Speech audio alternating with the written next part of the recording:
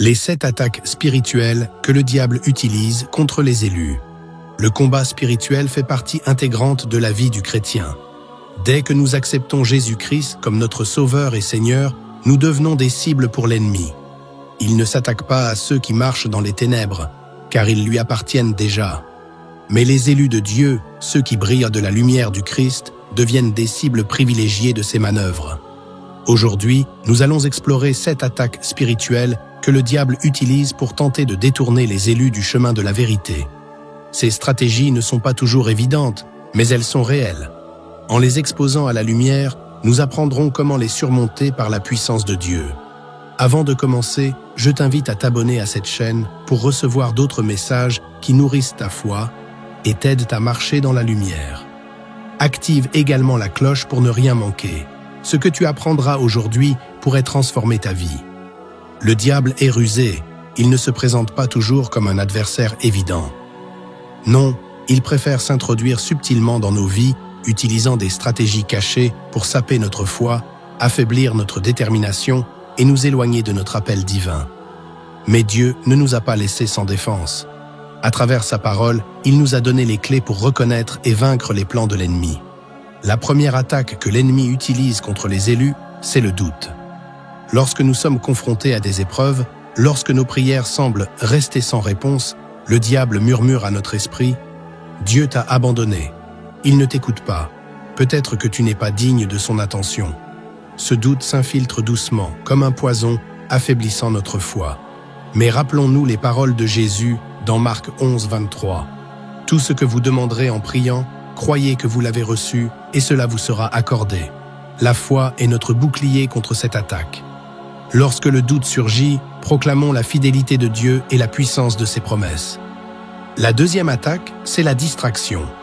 Dans ce monde moderne, les distractions sont partout. Les réseaux sociaux, les divertissements, les responsabilités quotidiennes, toutes ces choses peuvent nous détourner de notre communion avec Dieu. Le diable sait que si nous restons ancrés dans la prière et la lecture de la parole, il ne pourra pas nous atteindre. Alors, il s'arrange pour remplir nos journées d'activités qui nous éloignent du spirituel. Mais Jésus nous rappelle dans Matthieu 6, 33 « Cherchez d'abord le royaume de Dieu et sa justice, et toutes ces choses vous seront données par-dessus. » Remettons Dieu au centre de notre vie et refusons de nous laisser distraire par ce qui est secondaire. La troisième attaque est plus subtile, mais tout aussi dangereuse. Les pensées négatives et la culpabilité. Combien de fois avons-nous entendu cette petite voix nous rappeler nos erreurs passées, nos échecs, nos péchés? L'ennemi aime utiliser nos faiblesses contre nous pour nous convaincre que nous ne sommes pas dignes de l'amour de Dieu. Mais écoutez ceci, il n'y a donc maintenant aucune condamnation pour ceux qui sont en Jésus-Christ. Romains 8, 1. La grâce de Dieu est plus grande que n'importe quel péché. Lorsque nous confessons nos fautes et que nous nous repentons sincèrement, Dieu nous pardonne et nous purifie. N'écoutez pas les accusations du diable. Il est le père du mensonge, et son objectif est de vous faire oublier votre identité en Christ. La quatrième attaque, c'est l'isolement. Le diable sait qu'un croyant isolé est plus vulnérable.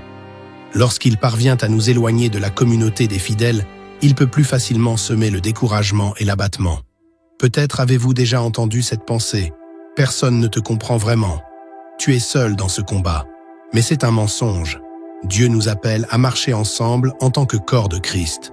Hébreux 10, 25 nous exhorte à ne pas abandonner nos assemblées, mais à nous encourager mutuellement, surtout alors que le jour du Seigneur approche. La communion fraternelle nous fortifie et nous protège contre cette attaque. La cinquième attaque que le diable utilise, c'est l'épuisement spirituel. Il s'arrange pour que nous nous sentions fatigués, surchargés, à bout de force, au point que prier ou lire la Bible devienne un fardeau. C'est dans ces moments de faiblesse qu'il murmure « Tu es trop fatigué pour prier. Pourquoi te fatiguer? Cela ne changera rien. » Mais c'est précisément lorsque nous sommes faibles que Dieu manifeste sa force. Ésaïe 40, 31 nous rappelle que ceux qui espèrent en l'Éternel renouvellent leur force, qu'ils s'élèvent avec des ailes comme des aigles, qu'ils courent et ne se lassent point. Si vous ressentez cet épuisement, tournez-vous vers Dieu. Il vous portera et vous restaurera. La sixième attaque, et peut-être l'une des plus destructrices, c'est la division. Le diable aime semer la discorde parmi les croyants, que ce soit dans les familles, dans les églises ou dans les amitiés. Une église divisée est une église affaiblie. Jésus a prié pour l'unité de ses disciples dans Jean 17, 21, disant « Je prie pour qu'ils soient un, comme toi, Père, tu es en moi et comme je suis en toi. » Nous devons veiller à ne pas laisser le diable utiliser nos désaccords pour nous éloigner les uns des autres. La paix et l'amour doivent toujours être au cœur de nos relations. Enfin, la 7e attaque, c'est la peur. La peur est une arme puissante que le diable utilise pour nous paralyser et nous empêcher de marcher dans la foi. Peur de l'avenir, peur de l'échec, peur de l'inconnu. Mais la parole de Dieu nous rappelle encore et encore « N'ayez pas peur, car je suis avec vous. » Ésaïe 41, 10. 2 Timothée 1, 7 déclare également « Car ce n'est pas un esprit de timidité que Dieu nous a donné, mais un esprit de force, d'amour et de sagesse. La foi chasse la peur, et lorsque nous nous appuyons sur Dieu, nous découvrons une paix qui dépasse toute compréhension. » Si tu te reconnais dans l'une de ces attaques, sache que tu n'es pas seul. Dieu t'a donné les outils pour triompher, et ensemble, nous pouvons nous fortifier dans la foi.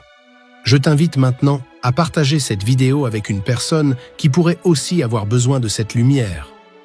Écris également dans les commentaires ce que tu vis en ce moment afin que nous puissions prier ensemble et nous soutenir comme une véritable famille en Christ. Et surtout, abonne-toi pour ne manquer aucun message qui t'aide à rester ferme dans ce combat spirituel. Alors, comment pouvons-nous surmonter ces attaques? La réponse est simple mais puissante, en revêtant l'armure de Dieu. Éphésiens 6, 10, 18 nous invite à nous fortifier dans le Seigneur et dans sa force toute puissante, à revêtir l'armure de Dieu pour pouvoir tenir ferme contre les ruses du diable. Le casque du salut, la ceinture de la vérité, la cuirasse de la justice, les chaussures de l'évangile de paix, le bouclier de la foi et l'épée de l'esprit qui est la parole de Dieu. Ce sont nos armes spirituelles. Avec elles, nous sommes invincibles. La prière est également essentielle. Elle est notre connexion directe avec Dieu, notre source de force et de sagesse. Le diable tremble devant un chrétien qui prie, car il sait que la prière active le ciel. Jésus lui-même s'isolait souvent pour prier et se fortifier dans la présence de son Père. Si notre Seigneur avait besoin de prier, combien plus nous en avons besoin? Dans ce combat spirituel, la persévérance est essentielle. L'ennemi peut redoubler d'efforts lorsqu'il voit que vous restez ferme dans la foi, mais ne vous laissez pas décourager. Jacques 4, 7 nous dit « Soumettez-vous donc à Dieu, résistez au diable, et il fuira loin de vous. » Cette promesse est claire. Lorsque nous résistons avec fermeté, en nous appuyant sur Dieu, l'ennemi n'a pas d'autre choix que de s'éloigner. Mais pour cela, nous devons rester en alerte. Le diable rôde comme un lion rugissant, cherchant qui dévorer. 1 Pierre 5, 8. Cela signifie que nous devons veiller constamment sur notre cœur, nos pensées, nos paroles et nos actions. Chaque jour, demandez à Dieu de vous aider à rester vigilant et de vous donner la sagesse pour discerner les attaques de l'ennemi. La prière du matin est un moment clé pour déposer votre journée entre les mains du Seigneur et demander sa protection divine. Un autre aspect essentiel est la puissance de la louange. La louange n'est pas seulement une reconnaissance de la grandeur de Dieu, c'est aussi une arme spirituelle puissante.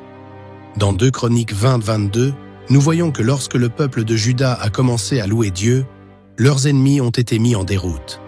La louange change l'atmosphère et invite la présence de Dieu. Alors, chantez des louanges, même dans vos moments les plus sombres. Le diable déteste entendre un cœur rempli de gratitude et de foi. De plus, il est important de se rappeler que nous ne combattons pas seuls. Dieu est avec nous à chaque étape. Jésus nous a promis dans Matthieu 28, 20. « Et voici, je suis avec vous tous les jours, jusqu'à la fin du monde. » Vous n'êtes jamais seul dans ce combat. Même lorsque tout semble s'effondrer autour de vous, Dieu est là, il vous soutient et combat pour vous.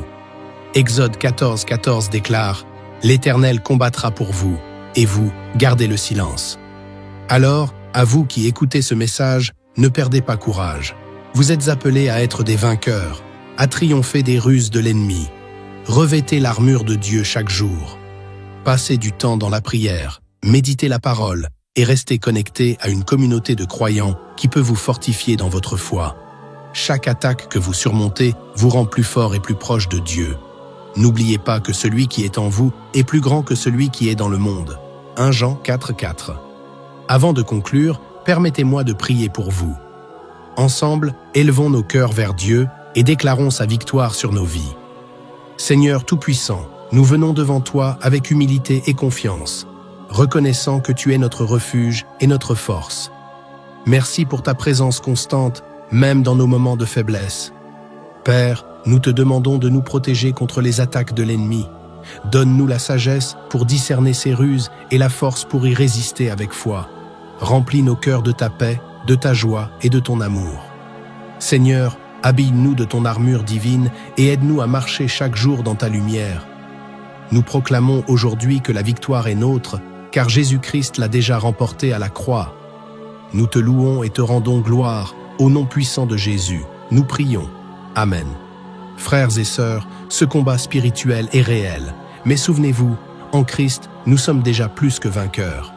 Si cette vidéo vous a parlé, laissez un Amen dans les commentaires pour déclarer votre foi et proclamer votre victoire sur les ruses de l'ennemi.